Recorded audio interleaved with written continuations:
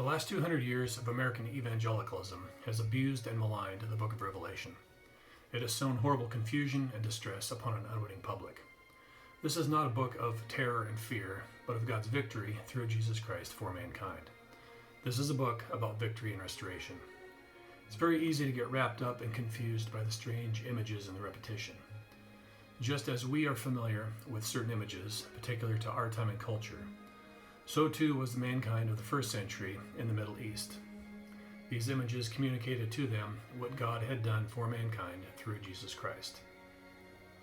Remember, the book of Revelation begins with and ends with the phrase, "These things shall soon come to pass." As Jesus completed his work, the world, now being Christianized, was slowly transitioning into new covenant thinking.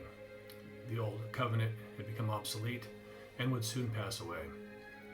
From his death in AD 33 to the destruction of Jerusalem in AD 70 was less than a generation. And with the erasure of the historic Old Covenant Judaism, that old world disappeared. Even though the destruction was horrific, God protected and provided for his people.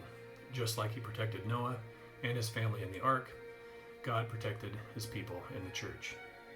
Just like the world was washed of evil in the great flood and then started again, so too the world was perfectly washed of evil in the death, resurrection, and ascension of Jesus Christ, and has started again, but this time free from its enslavement to sin.